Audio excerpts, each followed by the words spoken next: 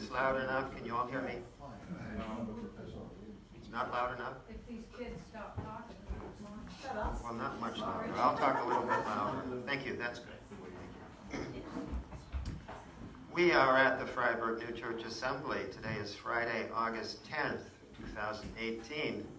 I'm Gard and my title is On Empathy, a practice of caring about you and understanding you clearly. So, thank you for being here. I'd like to start you off with a summary of what we got to yesterday in the talk on empathy as a central element in the practice of charity.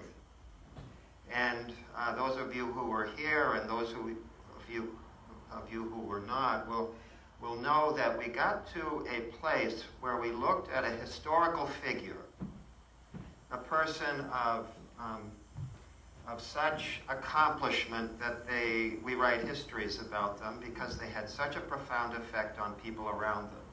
And the person chosen as practicing empathy in probably the most profound way possible among many choices was Helen Keller. And in the course of that summary, we asked, well, what was she doing? If you were in her presence asking her, how are you listening to me? How are you practicing charity? Are you practicing empathy? What's it like for you? And the summary came up that she would have been in touch with an internal level of her mind, which we might think of as the spiritual world, of pure love and pure knowing. This is, by the way, a surmise, but it's an informed surmise. She would have been, and that would have been her internal mind, sitting before you, answering your questions, and knowing that you're on a search. So she's really helping you.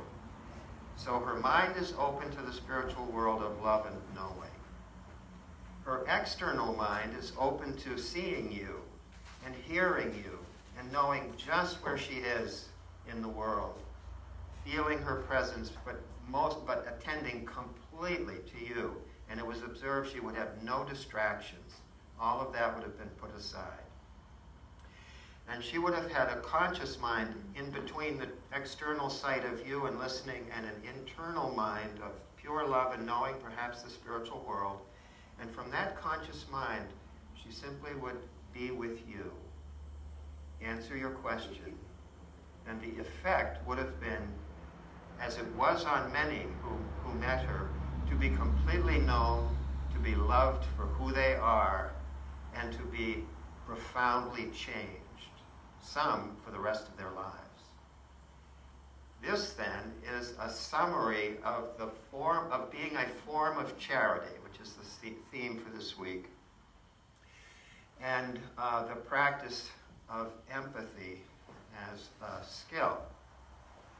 So with that image as our starting point, I'd like to begin this talk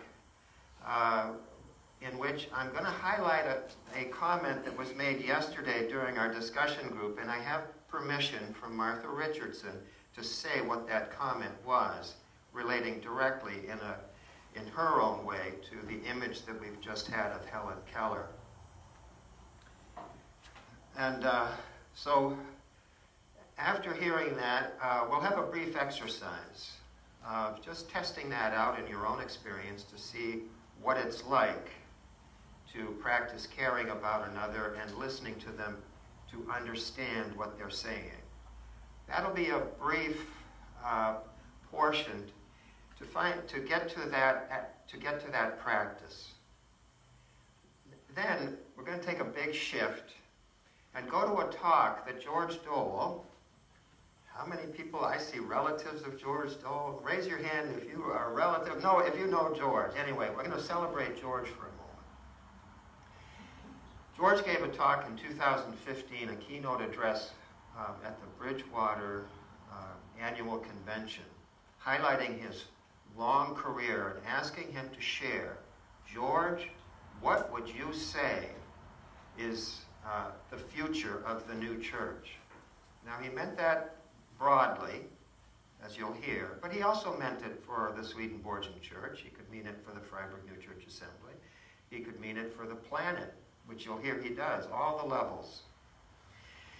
And in that talk, what you're going to find is that George believed in 2015, and he still does, that the image of Helen Keller as the ideal form, the experience that Martha reported in its form that you and I can relate to, and the practice that you'll have, comes up throughout his talk. He believes that that is the basis for a new church. He not only believes that, he believes it is the basis for the transformation of consciousness on the planet. So Mike, I got a question about that. Is that so? And I want to ask you that question too. I want you to be, if you're willing to accompany me on that question, is that so? Be interested to hear your thoughts. So, I think I'm going to, just before we get started, I'm going to just foreshadow a summary that George gives at the end of his talk. And in the context of this practice of caring about you and wanting to understand you clearly, he sees divine providence operating.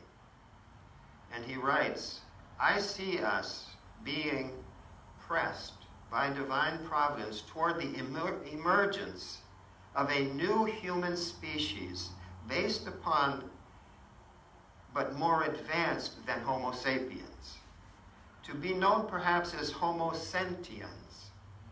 This species would be as sensitive and responsive to the realities of caring about others and understanding them clearly as Homo sapiens is about material realities. This is a live possibility. So we're going to test out that theory. So in yesterday's discussion, Martha observed that the practice of charity for her is simply being with the person who's next to her under any circumstances in which a conversation starts. By the way, love to the neighbor is amor ad proximum in Latin, and proximum simply means proximate, and it means the person next to you. So love the person next to you is the command. And Martha said, you know what I do when I sit with a person and listen to them? I look right into their eyes and I ask myself, what is the good that they're trying to express and that they're looking for and that I'm feeling for them in my caring? And am I understanding them clearly? So caring about the person and understanding them clearly with no other agenda. Pure concentration. So that's an experience, that's an ordinary experience of empathy. Now, we're going to amplify that a little bit later as a theory of mind in the course of this talk. But first, like you, we're following the practice, by the way, in previous talks. If you're willing to please, just talk with a neighbor, and I'm going to offer, it's going to be about 5 minutes. You'll take turns, one person, and I have a question for you to start with if you want to have a question to start with. What is most meaningful to you about being at the Freiburg New Church Assembly? You just pick whatever comes to your mind, turn to a neighbor and have a conversation, and the task is one person speaks. So listen up right now, just if you're still hearing me. Listen carefully with no agenda, and then practice caring about you and understanding you, and then switch roles. So one person speaks, the other person listens, then switch roles, practicing caring about you and understanding you clearly with no other agenda. Thank you very much for being willing to do this. 2s or 3s will be fine. And PJ, maybe you can join.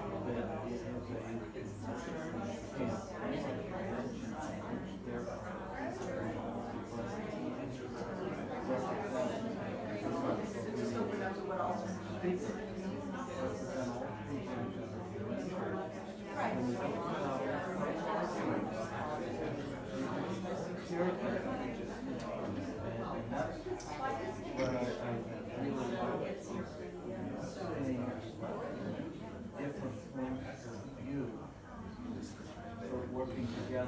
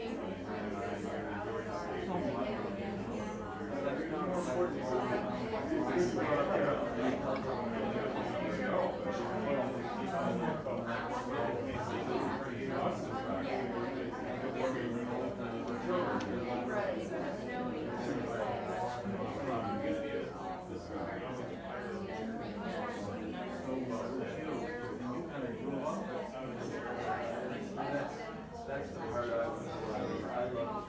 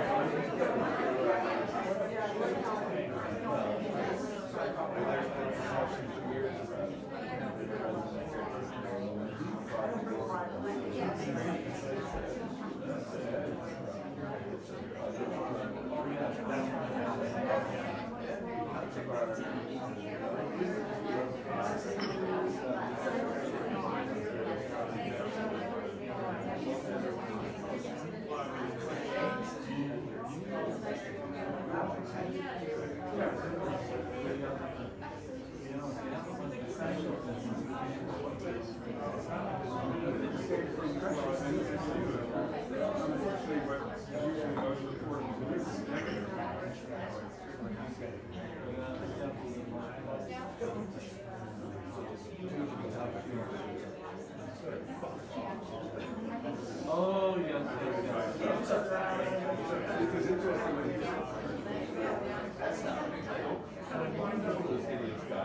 I presume you're talking about John Lewis. Very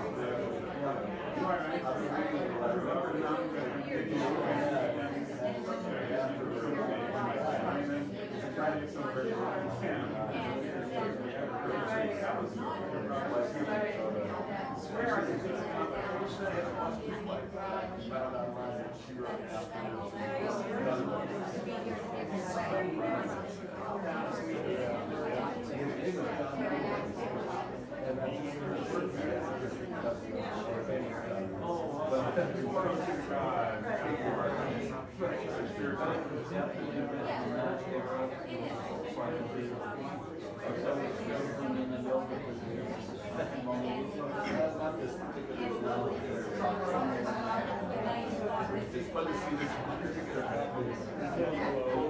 Part members and stuff. Oh, yeah. Finally, too. Oh, yes. But then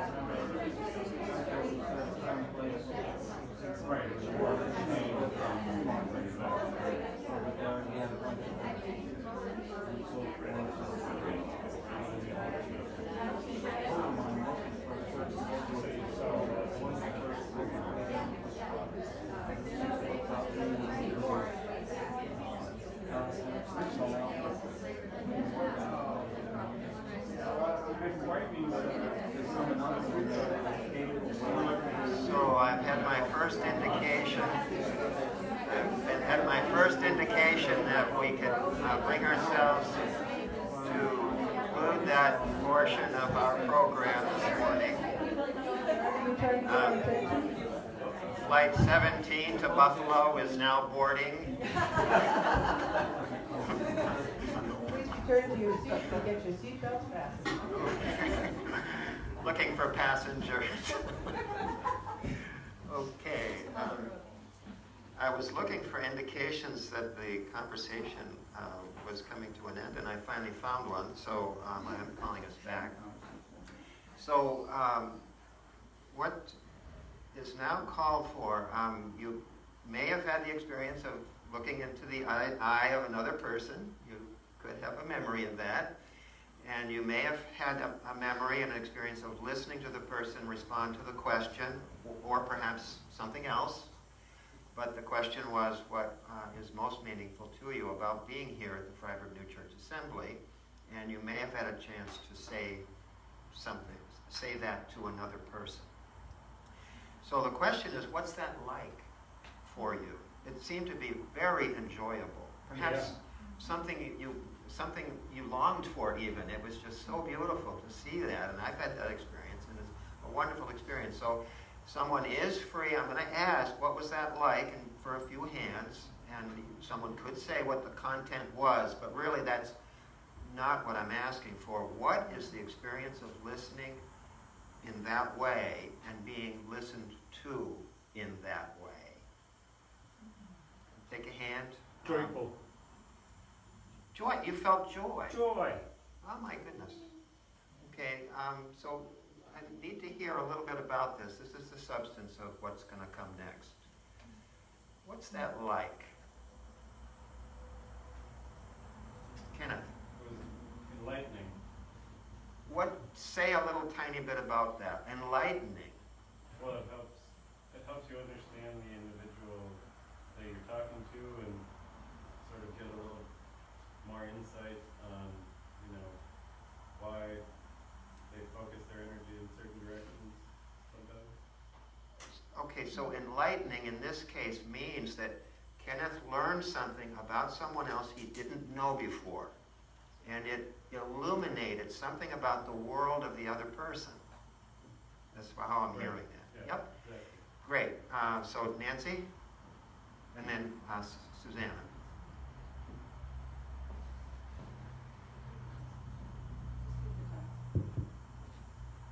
I just want to say that I agree with Ken because I'm sitting here with my husband of almost 20 years, and his answer was not what I was expecting him to say at all. And so here I am thinking, I know this guy pretty well. I don't know what he's going to say. And I was so surprised by his response. Surprise. Well, that's wonderful. Thank you. Yes, Susanna. It felt like making a new friend. So the opportunity for a new friend, and actually literally it was a new friend perhaps, because we have a new friend. So a bond, a close bond. Thank you. Roz? It was almost breathtaking for me to have another human being so attentive, like, Oh, but like the eye contact, like fully present, and of course it was the wonderful Miss Martha. So that she will agree with me, I stumbled on my words at first. I was like, sort of, I guess breathtaking, like soul-taking, I don't know, something like, what was I even thinking? Like this experience of being cared for and attended to so strongly that what I was thinking and who I was almost, that was just a very brief experience, but Yeah. that's what it was. so maybe one more or two, and then we're going to come back to a couple things we've just heard. Jessie. The word that comes to my mind is fulfilling, Fulfilling. because and maybe because Dave and I know each other, but I feel like having that type of conversation, it's building a connection, I guess, between the two. So it fills me up to have a very a connection where we're both very attentive to each other. Fulfilling and a connection, similar to the bond. Martha, maybe we'll conclude with Martha, who got this whole thing started. No, Gard, you got it started, but, anyway, I was, oh. Okay, right here? Yeah. Okay. Now I forgot what I was going to say. You get old. No, what I was going to say, I was so appreciative of listening to Roz. I admire her anyway. I mean, she's one of my, like, models here running around, this person that I really think is so super. And I was so appreciative of her thoughts and what she was saying that I felt awed. AWED, you don't know what not ODD. Well, Just the spelling things because people don't know what with my my accent, but anyway, I was very appreciative.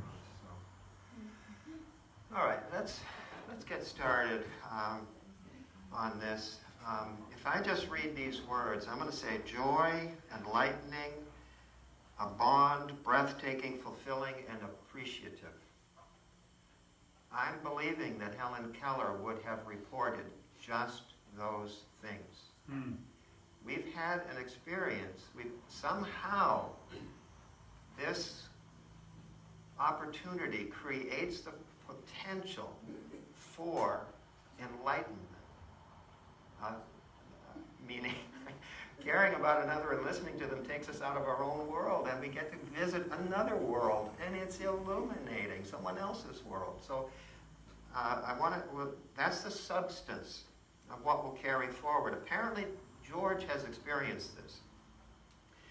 And when he was asked by a group of us that was on the planning committee for a general convention, recognizing that George was retiring from one level of his 40-plus year career as a thoughtful friend, family member, scholar, mentor, force of nature at the Freiburg New Church Assembly. I hope I can get through this. George, what are your thoughts? What would you say to the General Convention? And we gave him 2 years to come up with this.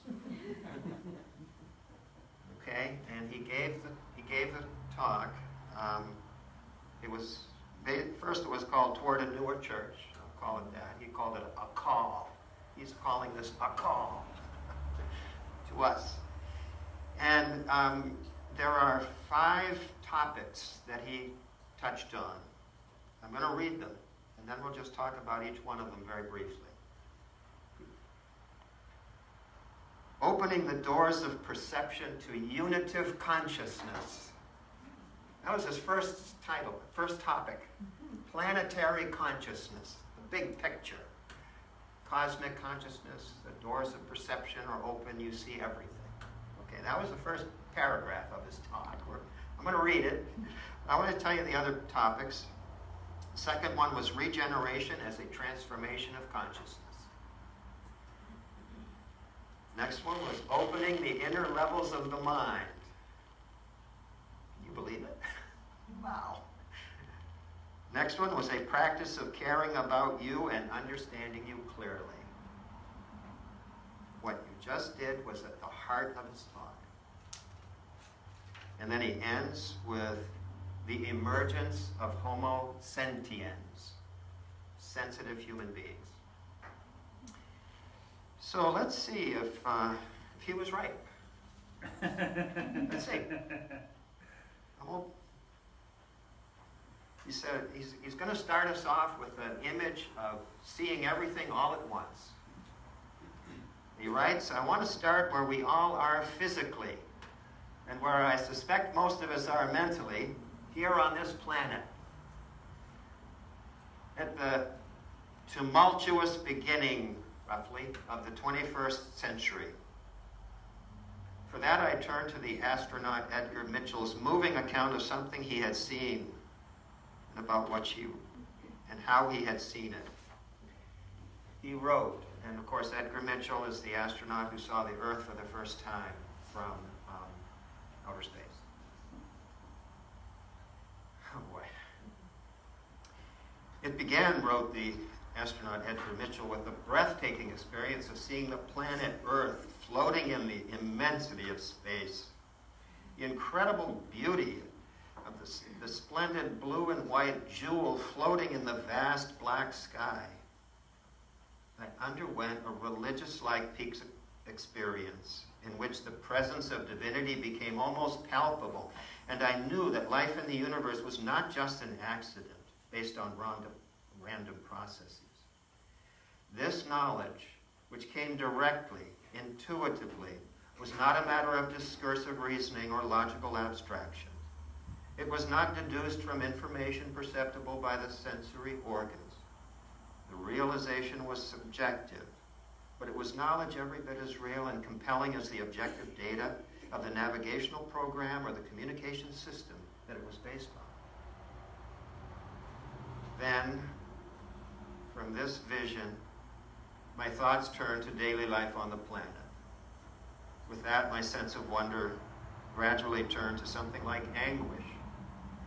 I realized at that very moment there were people fighting wars, committing murder, other crimes, lying, cheating, struggling for power, for status, abusing the environment by polluting the water and air, wasting natural resources, ravaging the land, acting out of lust and greed, and turning others through intolerance, hurting others through intolerance, bigotry, prejudice, and all the other feelings that add up to man's inhumanity to man.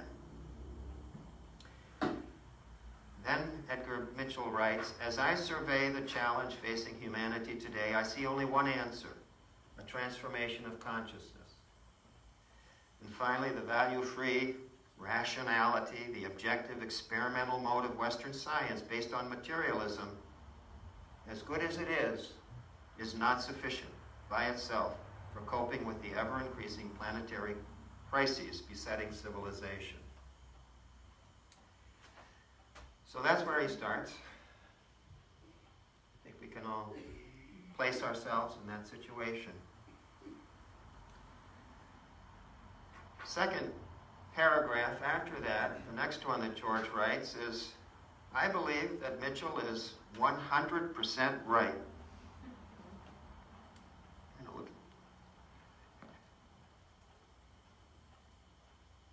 This next paragraph, as I just said, George believes that Mitchell is 100% right. I also believe that when it comes to the transformation of consciousness, Swedenborg not only wrote the book, he wrote a whole encyclopedia. Amen. When he talks about regeneration, he is talking about a transformation of consciousness, namely the gradual opening of the deeper levels of the mind. He talks about regeneration a lot. A noun occurs almost 1,000 times in the published theological works, and the verb occurs 2,000 times. That's George. He said, and I repeat this part, when he talks about regeneration, he is also talking about the transformation of consciousness, namely the gradual opening of the deeper levels of the mind. Well, that's his next topic, opening the deeper levels of the mind. So for here, I'm going to take just a moment and use the word perception in 3 ways, which is a summary, albeit a very, very compact summary, from Swedenborg's theological works of his theory of mind, which relates to regeneration and, of course, opening the deeper levels of the mind. Swedenborg's theory of mind is that there are 3 levels, an internal, an external, and one that's in between. The internal level of the mind, as we talked about it at the beginning, is open to heaven and the Lord, and is sensitive to pure love and pure knowing. Love and knowing. It's loving and knowing. There's no other thing there. It loves and knows. That's the deepest level, which is normally unconscious, but nonetheless we have access to it. It has access to us. The external level of the mind is that which we're in touch with our senses. It tells us everything that we've just done when you talk to another person. If you can bring to mind what their face looked like when you were looking at it, you may have an image of their eyes, you hear them, you hear the tone of their voice, you could be aware of the senses and your sensory experience of the room, which is somewhat peripheral, but nonetheless that's your external mind. Senses tells you where you are in physical space. Then the middle one is the interesting one, and it's the level at which we're conscious. And the theory is that if a person can develop their inner mind and their outer mind in such a way that the middle mind of consciousness can be aware of both levels of reality at the same time. It's 3 kinds of perception. Universal perception of love and knowing, outer perception of a limited environment, and empathic perception of another person. The theory is that caring about another and entering their world with a desire to understand who they are with compassion and kindness and love opens the inner level of the mind and the Lord flows in. It's possible that that's what we were experiencing when we were talking with one another. So, with that theory in mind, I'm going to go on to what George found out about that. And we're almost, we didn't need it. So, George realized, all we're going to do now is switch from that notion of empathic perception of caring for another and understanding them clearly that you now have as a substance of an experience. Got to go back in time a little bit to about 2005. And George was concerned, as some of us have been who have been students of George and tried to figure out what does this theology mean. He was concerned that he wasn't sure what good meant when Swedenborg used it, or what truth meant. Truth, good and truth. What do they mean? What are they? And he went to a paragraph in New Jerusalem and its heavenly teaching. And as the story goes, he told this story here at the Freiburg New Church Assembly in about 2005. He said he was going to give an invocation at the Swedenborg Foundation, where he's a director. We went to New York and they said, George, okay, please open our meeting with an invocation. And he gave what he then called a meta-translation of a few paragraphs in New Jerusalem and its heavenly teaching. And the first paragraph is this, which he would have had to say, basically, everything in the universe has relationship to good and truth. That's the first sentence. Well, before this invocation, he wondered, well, wait a minute, everything in the universe has relation to good and truth? What does that mean? Okay, well, this is where George did a little work. He said, a few years ago, I wondered how it is that sentence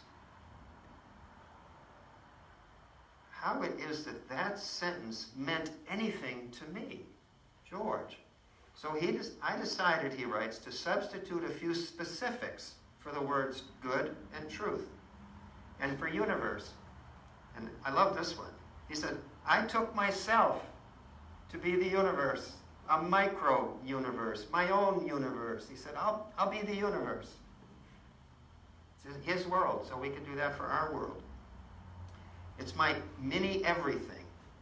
And then he substituted caring about you for what is good and understanding you clearly for something true. And this is how the first paragraph came out. Remember, everything in the universe relates to good and truth. Hello, what does that mean? Well, here's what it meant once George decided to make himself the universe, his own person, the microcosm. My entire humanity, to the extent that I am truly human, comes down to caring about you and understanding you clearly. This applies to everything in my soul, everything in my behavior, because both the caring and the understanding come from the Lord, who is the source of everything. That's the basic heart of it right there. Now it's at the personal level. I'll read one more paragraph and then I'm going to get to the conclusion that George comes to. Clearly then, this means that nothing is more necessary than knowing that what true caring and what clear understanding are, and how they interact with each other, and how they are in fact united, and how relevant they are to my relationships, because just as true caring and clear perception are at the heart of everything within me, they are at the heart of all my relationships. That is why I need to get this straightened out first if I want to understand what life is all about. Okay, so that establishes his relationship to this practice in the context of a transformation of consciousness. He believes that it is a way. He writes, this simple, down-to-earth, everyday, common-sense practice, while it may seem to be of little importance in the relation to national and world affairs, actually it involves precisely the kind of transformation of consciousness that Mitchell is talking about. Think for a moment. Other people's feelings are just as real as our own, but we normally are far more aware of our own feelings than others. To put it bluntly, writes George, we are usually semi-conscious, seriously out of touch with reality. I love that. In many, if not most of our dealings with each other, we have some sort of agenda. Now, agendas are okay if you're in a business meeting, and sometimes we need agendas, but he's talking about the kind of experience we just had. We need that too. So, he gets to a conclusion.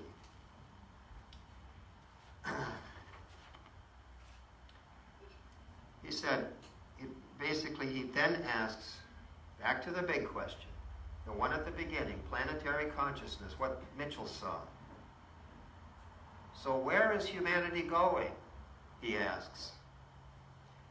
He said, as I look to the next emergence, he calls it, of consciousness, of human life, he said there are two possibilities, two candidates. One is technology. The other, spirituality. As we heard earlier, Edgar Mitchell holds out no hope whatsoever for technology when it comes to addressing, quote, the ever-increasing planetary crises besetting civilization. Neither do I, writes George. Yet I feel I'm in very good company with Teilhard Desjardins, others, and, yes, with Swedenborg, in believing that there are better centuries ahead, perhaps closer than we might think. I would see us, he writes, as pressed by divine providence toward the emergence of a species based upon but more advanced than Homo sapiens, to be known perhaps as Homo sentiens. This species would be as sensitive and responsive to the realities of caring and understanding as Homo sapiens is to the material realities. This is a live possibility. So that gets to the end of George's remarks. You've now heard where he places this practice of caring about you and understanding you clearly. He believes that it is the basis for the transformation of consciousness at the personal level and planetary level. Where are you with that idea? That's my question now. In the time left, I invite you to reflect with you. I'd love to speak to your neighbor for a few minutes and work it out, what you believe about that. But I think given the time, we have about 5 minutes. Wish we had a little bit more. If you wish to just ponder that, I've got one hand which I'm going to recognize, but while we're listening to Martha, ponder, where are you with that idea, this idea? Martha. I think it sounds very good. Anyway, what I was thinking in George's idea is that we're going full circle. That where they started at the very beginning, being open and having direct contact with God, that eventually, after we get taken care of all this messy stuff that we do all the time, and that it's going back to that beginning. While you're thinking, Susanna, did I hear you say we've gone full circle from the time, do you mean the most ancient churches when they had? Yes. You mean and ancient? But not now. We're Right. not nowhere near there. But No. that's kind of like Yeah. how George is Yes. kind of putting it. That's to a, be more open with yes. and communication. That's a good idea that actually the human race has an ancient history, according to our theology, that was like this, enlightened, illuminated, in direct consciousness with pure love and pure knowing, and it descended, but that the potential is built within the theory of mind to re-ascend, which is what I heard saying. So Susanna, and then Denise. Oh, you're just holding the mic, okay. Well, after we had our couple sharing, at the beginning, I guess you'd say, and you asked us to share about that Right. in the group, I didn't get a chance to do that, but in looking at how I felt after sharing closely with Dean, I felt peace and being gotten, and then what you brought to us right after that helped me to understand my own feelings. That looking at the Homo sapiens, or where we're going, camp can be a microcosm of our highest hopes for life, for our own lives. And being here together with other people, focused on a common love of the Lord and the writings, and in a beautiful space, and with time to slow down, and all of that brings this peace and brings an ability to just slow down and look into each other's eyes and be with each other in a way that we don't often get to be with each other, or we have to really make time out there in the world, so to speak. And in camp we're focused on that. This is what we're here for, to love and to learn to be loved, just to allow each other to be in each other's lives. And so my own understanding of my feelings was made whole by your description of what George said. So it's getting a little confusing with all the different people involved in this feeling, plus an astronaut.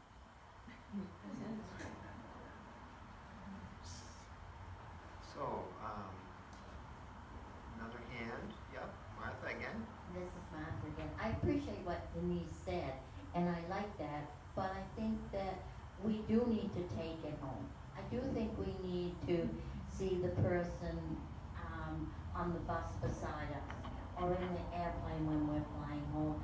I think we do need to know what their story is and listen to them, because we all have stories. We all have an inner feeling that is trying to escape maybe and can't. I think whether it's the Hispanic that's down the street or the Asian that's across town. I think we all have the same kind of, not everyone doesn't have the same story, but we all have a similar story within. And I think in order for us to get along, we all have to find out what that story is. So, happily, we're going to give Martha the last word. We are out of time. Thank you for your thoughts.